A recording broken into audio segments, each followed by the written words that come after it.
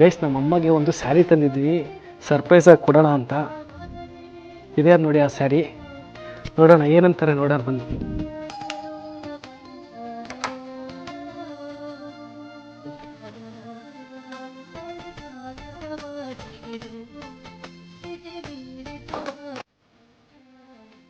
ಚೆನ್ನಾಗೈತೆ ಕಣ. ಎಲ್ಲಿಂದ ತಗೊಂಬಂದೆ ಇದನ್ನ?